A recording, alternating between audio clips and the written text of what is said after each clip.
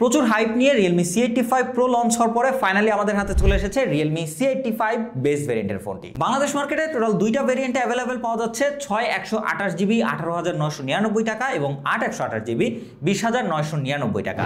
So এই budget রেঞ্জের মধ্যে এই ফোনটা কিন্তু প্রচুর ডিউরেবিলিটি এবং লং ব্যাটারি লাইফ নিয়ে আরও বেশ কিছু হাইলাইট স্পেসিফিকেশন নিয়ে মার্কেটে নেমেছে। সো দেখা যাক আজকের আমাদের এই ভিডিওর মাঝখানে এই ফোনটা কি 20,000 টাকা রেঞ্জের মধ্যে অ্যাজ এ অফিসিয়াল ডিভাইস হিসেবে ভ্যালু ফর মানি হয় কিনা। কারণ সামনে যেহেতু আনঅফিসিয়াল ফোনগুলো বন্ধ হয়ে যাচ্ছে, সো অফিসিয়াল ছাড়া আসলে কুলগতিক নাই, সেদিক থেকে আসলে এই ফোনগুলো আপনাদের জন্য কেমন হবে সেটাই জানাবো আজকের এই ভিডিওতে। সো খুব ইন্টারেস্টিং কিছু স্পেসিফিকেশন থাকছে এই ফোনটিতে, ডেফিনেটলি ভিডিওর শেষ পর্যন্ত আমাদের সাথেই থাকবেন। চলুন শুরু করা যাক। শুরুতে ডিজাইন এবং লুকিং এর দিকে গেলে এখানে কিন্তু তেমন কোনো রকমই চেঞ্জেস পাচ্ছেন না, same as Realme C85 Pro এর মতোই টোটালি প্লাস্টিক বডি এবং ব্যাক ফ্রস্টেড থাকা। এখানে কিন্তু হাতের খুব একটা স্মাজেস পড়তে আমরা দেখিনি। তার পাশাপাশি এইখানে কিন্তু খুব সুন্দর একটা প্যাটার্ন ব্যবহার করা হয়েছে, যা কিন্তু দেখতে আবার বেশ ভালোই লাগে। C85 Pro এর মতো এই বেস ভেরিয়েন্টও কিন্তু বাদ যায়নি পালস লাইটটা, যেটা কিন্তু আপনারা ব্যাটারি ইন্ডিকেটর এছাড়াও কিন্তু নোটিফিকেশনের ইন্ডিকেটর হিসেবে দেখতে পাবেন, যেটা বেশ ইউজফুল একটা জিনিস। ফোনটা হাতে নিলে সর্বপ্রথম আপনি যেটা ফিল করবেন সেটা হচ্ছে ফোনটা বেশ ভারী, বাল্কি এবং চওড়া। ফোনটার ওজন হচ্ছে অলমোস্ট 215 গ্রামের আশেপাশে, তার পাশাপাশি সাইডটাও বেশ চওড়া। সো এটা ডেফিনেটলি বড়সড় হাতের জন্যই বেশ কমফোর্টেবল হবে, ছোট হাতদের ইউজ করতে একটু মুশকিল হয়ে যাবে। এছাড়া এটাতে কিন্তু আপনারা ওয়াটারপ্রুফ হিসেবে IP68 এবং IP69K এর সাপোর্ট পেয়ে যাচ্ছেন। সেদিক থেকে এটাও আপনারা পানির নিচে গিয়ে ছবি টবি তুলতে পারবেন, বা পানিতে পড়ে গেলেও বা এই ফোনটা যদি আপনারা ধুয়েও ফেলেন তাতেও এর কোনো রকম প্রবলেম হচ্ছে না। ফুলি ওয়াটারপ্রুফ এবং তার সাথে সাথে মিলিটারি স্ট্যান্ডার্ড সার্টিফিকেশন রয়েছে, যার জন্য কিন্তু এইটা হাতটার থেকে পড়ে গেলেও খুব একটা প্রবলেম হবে না, যথেষ্ট ডিউরেবল একটা ফোন। তো সেদিক থেকে এই বাজেটে কিন্তু এই ডিউরেবিলিটির দিক থেকে এটা একদম টপ নচ। যারা রাফ অ্যান্ড টাফ নিজে অথবা ফ্যামিলিকে দেওয়ার জন্য একটা ফোন খুঁজে, তাদের জন্য কিন্তু এই ফোনগুলো বেশ ভালো একটা চয়েস, কারণ এগুলো লং টাইম ব্যবহার করলেও রাফ অ্যান্ড টাফ ব্যবহার করলেও তেমন কোনো একটা প্রবলেম হয় না। ফোনটাতে ডিসপ্লে হিসেবে ব্যবহার করা হচ্ছে একটা 6.8 ইঞ্চির LCD IPS ডিসপ্লে, যাতে আবার 144 হার্জের রিফ্রেশ রেট রয়েছে, যেটা কিন্তু C85 Proতে ছিল 120 হার্জ, তবে ওটাতে আবার অ্যামোলেড ছিল, যেখানে এইটাতে একটু কস্ট কাটিং করার জন্য তারা কিন্তু IPS ডিসপ্লে ব্যবহার করেছে। তবে রিফ্রেশ রেটটা বাড়িয়ে দিয়েছে এবং ব্রাইটনেসও কিন্তু 1200 নিটস HBM রয়েছে। সেদিক থেকে আমরা কিন্তু এই ডিসপ্লের ভিজিবিলিটি নিয়ে তেমন কোনো ইস্যুতে পড়িনি, ইনডোর আউটডোর সব জায়গাতেই একদম ঝকঝকে ডিসপ্লে ছিল, কোনো রকম ঝামেলা ছাড়াই। তবে এই ডিসপ্লের বেজেলটা মোটামুটি ন্যারোই রয়েছে উপর এবং সাইডের দিকে, নিচের চিন এরিয়াটায় হালকা একটু আপনারা বেজেল দেখতে পাবেন। তাছাড়া যদি আমরা এখানে কন্টেন্ট ওয়াচিং এর কথা বলি, সেটা যথেষ্ট ভালো ছিল। কালার রিপ্রোডাকশনও অ্যাজ এ IPS ডিসপ্লে যথেষ্ট ঠিকঠাক ছিল, ভিউইং অ্যাঙ্গেলও এবং কালার কন্ট্রাস্ট যথেষ্ট ভালো রয়েছে। এবং ইউটিউবে আপনারা এটা দিয়ে সর্বোচ্চ 1080p 60 FPS এ ভিডিও প্লেব্যাক করতে পারবেন। তবে হ্যাঁ, এই ডিসপ্লেতে কিন্তু একটা ভালো ফিচার্স রয়েছে, সেটা হচ্ছে ওয়েট হ্যান্ড টেকনোলজি, যার জন্য কিন্তু ওয়াটার এবং অয়েল এরকম সামথিং কিছু থাকলে পরেও এই ডিসপ্লেটা বেশ ভালো মতোই আপনারা টাচ রেসপন্সিভ এবং টাচ করে কাজ করতে পারবেন কোনো ঝামেলা ছাড়াই।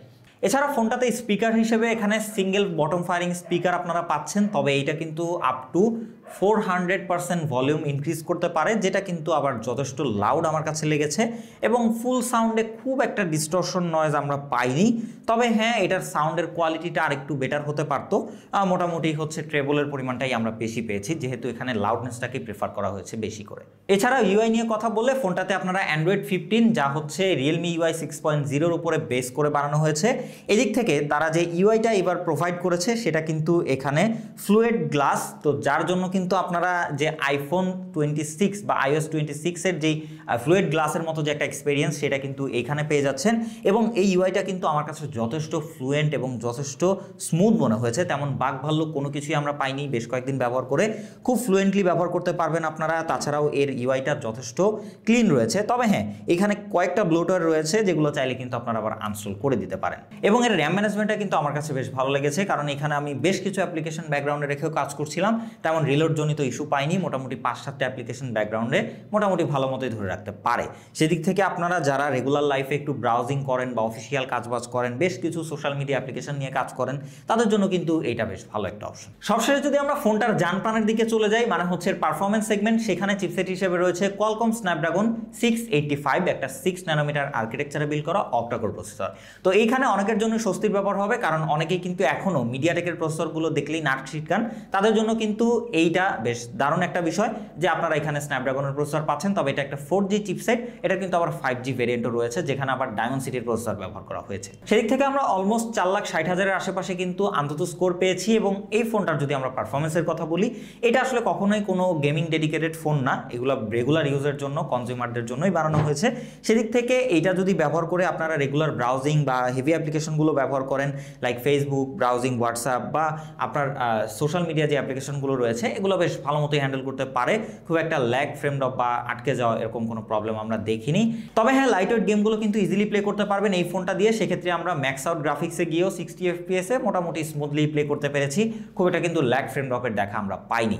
সেদিক থেকে আপনি দিন শেষে ব্যবহার করতে গিয়ে টুকটাক টাইম পাস করার জন্য যদি এটা দিয়ে ছোটোখাটো গেমগুলো খেলতে চান, ইজিলি খেলতে পারবেন। ক্যামেরা সেগমেন্টে আসলে ফোনটা রিয়ারে এখানে আপনারা 3টা ক্যামেরা সেটআপ ডিজাইন দেখতে পেলেও একটা কাজের সেন্সর পাচ্ছেন, যা হচ্ছে 50 মেগাপিক্সেলের মেন সেন্সর, এবং ফ্রন্টে রয়েছে একটা 8 মেগাপিক্সেলের ফ্রন্ট ক্যামেরা।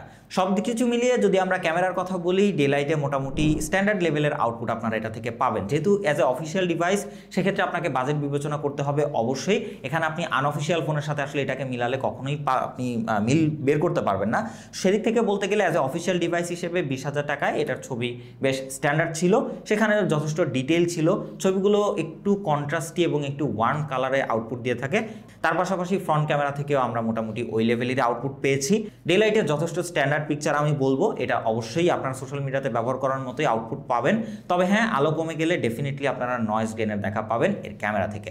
তার পাশাপাশি এইটা থেকে আপনারা পোর্ট্রেট নিতে পারবেন, এবং পোর্ট্রেটটা কিন্তু আমার কাছে বাজেট ওয়াইজ যথেষ্ট ভালো লেগেছে, কারণ এইটার যেই এজ ডিটেকশন এবং ব্যাকগ্রাউন্ড সেপারেশন সেটা যথেষ্ট ভালো ছিল, এবং ব্যাকগ্রাউন্ড ব্লারটাও কিন্তু খুব একটা আনন্যাচারাল ছিল না।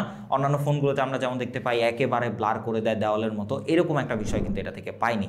সো যথেষ্ট স্ট্যান্ডার্ড কোয়ালিটির পোর্ট্রেট পেয়েছি আমরা এই ক্যামেরা থেকে। এছাড়া বাজেট ফোনগুলোতে আসলে ভিডিও সেগমেন্টটা অতটা খুব একটা ইমপ্রুভ থাকে না, তো সেই দিক থেকে এটা দিয়ে আপনারা সর্বোচ্চ সামনে এবং পেছনের ক্যামেরা দিয়ে 1080p 30 FPS এ ভিডিও করতে পারবেন।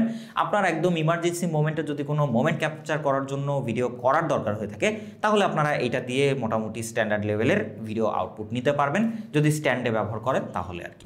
সবশেষে এই সব কিছুকে পাওয়ার করার জন্য ফোনটাতে কিন্তু এর বড় ভাই C85 Pro এর মতো সেম অ্যাজ 7000 mAh এর ম্যাসিভ ব্যাটারি ব্যবহার করা হয়েছে উইথ 45 ওয়াটের ফাস্ট চার্জিং সাপোর্ট, যা দিয়ে আপনারা যথেষ্ট ফাস্টলি এই ফোনটাকে চার্জ করে ফেলতে পারবেন, এবং একবার চার্জ করলে কিন্তু আপনারা মোটামুটি 2 দিন ইজিলি ব্যবহার করতে পারবেন যদি স্বাভাবিকভাবে এই ফোনটাকে ব্যবহার করেন তাহলে। তো সেদিক থেকে বলতে গেলে যদি আপনি হেভিও ব্যবহার করেন, ইজিলি আপনারা 12 থেকে 13-14 ঘন্টার স্ক্রিন অন টাইম পাবেন এই ফোনটি থেকে। তো আপনারা যারা একবার চার্জ দিয়ে লং টাইম ফোন ব্যবহার করতে চান, রেগুলার লাইফের ব্রাউজিং এর ক্ষেত্রে একটা ফোন ব্যবহার করতে চান, অফিসিয়াল ডিভাইস, ডিউরেবল হতে হবে খানিকটা, সো এই সেগমেন্টের যারা ইউজার রয়েছেন তাদের জন্য কিন্তু এই ফোনটা আমার কাছে মনে হয় যে বাজেট ওয়াইজ কিন্তু খুব একটা খারাপ না, যেহেতু এটা একটা অফিসিয়াল ফোন। আপনি কখনোই অফিসিয়াল এবং আনঅফিসিয়াল একসাথে মিলাতে পারবেন না, কারণ আনঅফিসিয়াল যেগুলো ব্যাড ট্যাক্স ছাড়া আসে এগুলো অনেকটাই কমে পাওয়া যায়, সো যার জন্য হয়তো কম প্রাইসে আপনাকে ভ্যালু ফর মানি অনেকটা বেটার অফার করে। বাট অফিসিয়াল ফোনগুলো আপনারা ওয়ারেন্টি সহ পাবেন, এবং অফিসিয়াল এখন থেকে যেহেতু দেশে আনঅফিসিয়াল সামনে ব্যবহার করা যাবে না, সেই দিক থেকে ধরতে গেলে আসলে অফিসিয়াল বিবেচনায় এই ফোনটা আমার কাছে যথেষ্ট স্ট্যান্ডার্ড মনে হয়েছে অ্যাজ এ প্রাইস হিসেবে। সো বাকি ডিসিশন টোটালি আপনাদের উপরে। ভিডিওটা ভালো লেগে থাকলে like, comment, share and subscribe করে পাশেই থাকবেন। দেখা হবে নেক্সট কোনো ভিডিওতে। সেই পর্যন্ত খোদা হাফেজ।